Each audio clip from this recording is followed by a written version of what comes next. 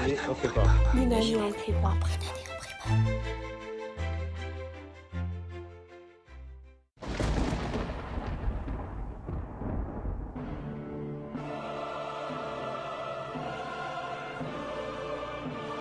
Les vieux mots de la langue sont un peu comme des vêtements qui auraient beaucoup servi.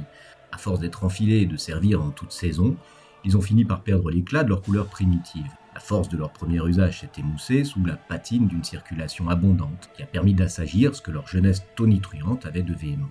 Il n'y a pas à s'en étonner, ainsi va la vie, on vieillit quoi. Quand je dis qu'il n'y a pas à s'en étonner, j'utilise par exemple ce terme-là, d'étonnement, qui paraît tellement commun et tellement quelconque qu'il s'est glissé dans ma phrase sans que j'y ai fait vraiment attention. Comme on peut s'étonner de beaucoup de choses, c'est un mot qui glisse vraiment très facilement entre nos lèvres, quotidiennement presque, comme un caillou qui aurait été longtemps poli dans le lit d'une rivière. Pourtant, ce mot garde encore dans sa physionomie de vieillard quelque chose qui rappelle les excès de sa prime jeunesse. Dans cet étonnement si ordinaire, on entend encore, si on prête bien l'oreille, résonner au loin le grondement d'un ciel traversé d'éclairs, avec ses roulements de grosses caisses qui font toujours trembler les petits enfants. Rien à voir avec l'allure bonhomme et légèrement sceptique de celui qui, aujourd'hui, s'étonne en donnant à ses sourcils l'inflexion dubitative d'un accent circonflexe. Nos petits étonnements, qui dessinent à peine quelques rides sur l'eau calme et étale de notre âme, sont bien loin de ce coup de tonnerre primitif qui devait avoir, sur l'âme, des effets autrement puissants. Pour s'en faire une idée approximative, on pourrait suggérer un petit scénario.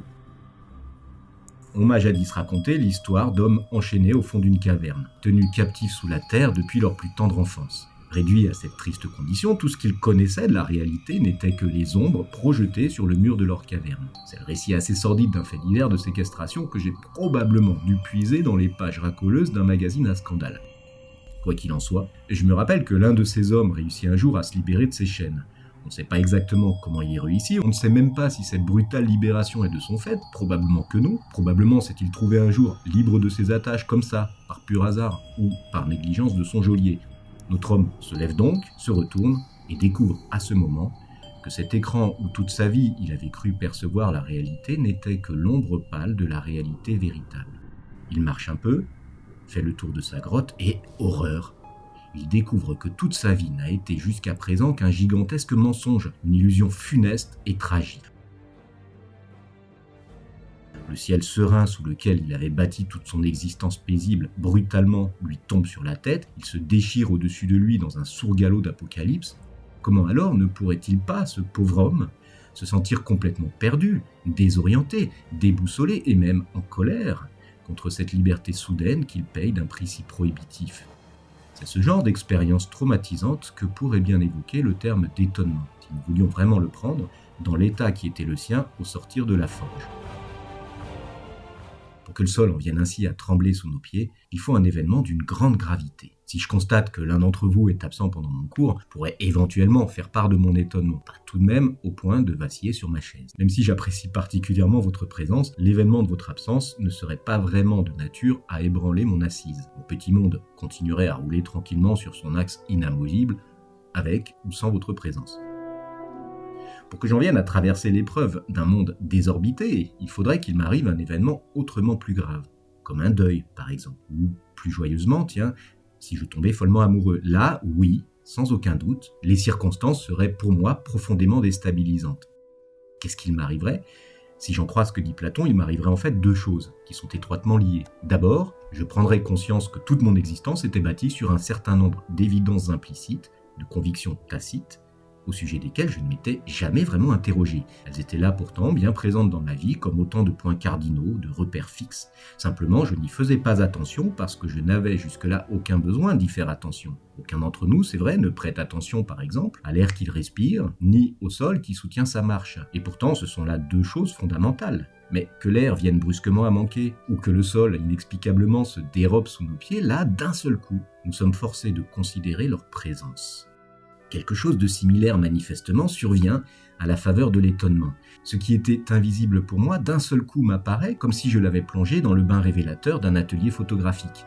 Je perçois alors avec une étrange acuité toutes ces évidences qui formaient jusque-là le socle implicite de mes choix et de mes décisions quotidiennes. C'est réellement pour moi une découverte.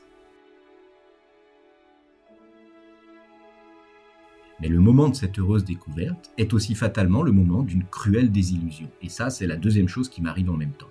En traversant l'expérience du deuil, par exemple, je prends sans doute conscience de l'inconséquence qu'il y avait à bâtir jusque-là toute mon existence, sur le déni de la mort et la croyance qu'elle était un simple événement périphérique. Ou alors, si je tombe amoureux, je serais peut-être amené à réaménager entièrement l'ordre établi de mes priorités, au point que mes proches auront sans doute du mal à me reconnaître. On peut donc dire que cet étonnement représente pour chacun d'entre nous l'avènement d'un questionnement radical qui fait réellement vaciller les bases fondamentales de notre existence. Rien de surprenant dans ce cas à ce que Platon ait considéré l'étonnement comme le pathos proprement philosophique. Il dit même, si je me rappelle correctement, qu'il n'y a pas d'autre origine à la philosophie. C'est une affirmation qui est assez péremptoire. Pas de philosophie sans cette épreuve grave et profondément perturbante qui, en grec, se nommait Tomazein. Malheureusement, je crois que Platon a tout à fait raison de dire cela. Je dis malheureusement parce que, concrètement, ça signifie qu'on ne pourra jamais apprendre la philosophie comme on apprend l'algèbre ou les dates d'une frise chronologique. La différence essentielle, c'est quoi ? La différence essentielle, c'est que personne n'a fondamentalement besoin, avant d'apprendre le théorème de Pythagore, d'avoir la moindre croyance au sujet, par exemple, de la somme des trois angles d'un triangle. Et aucun élève n'a non plus besoin de prétendre croire quelque chose au sujet, disons, du siècle de Périclès, avant que le professeur d'histoire ne vienne en parler pour la première fois.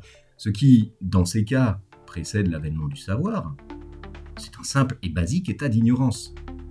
L'élève qui entre dans une classe de mathématiques, il y arrive en ne sachant rien, il en ressort, du moins c'est le projet, en ayant appris un peu de quelque chose. Par contre, il n'est personne qui ne puisse se passer d'avoir par avance quelques croyances préétablies au sujet de ce qu'il attend de la vie, de ce qu'il peut en savoir et de ce qu'il doit en faire. Ces grands repères existentiels sont donc toujours déjà présents, dès le départ. Parce que sans eux, nul d'entre nous ne trouverait seulement la force de se lever le matin ou de faire plus généralement aucune de ces choses tout à fait banales que requiert la simple et ordinaire gestion de notre existence. Contrairement donc à ce qu'il se passe dans une classe de mathématiques, l'adolescent qui pénètre pour la première fois de sa vie dans une classe de philosophie n'y entre pas du tout dans l'état adamique d'un esprit ignorant ou d'un benêt ou d'un puceau de la connaissance. Il y entre, au contraire, par le sous-sol de la cave, lesté de toute cette masse de jugements anticipés qui rendent à ses yeux ou bien absurdes, ou bien absconses, ou bien terriblement abstraites, les réflexions auxquelles son professeur cherchera à l'initier. Dès le départ, il y a déjà beaucoup trop de réponses qui sont sédimentées en lui pour qu'aucune question véritablement sincère puisse avoir la moindre chance de pousser ses premières radicelles dans ce pot qui lui sert de crâne.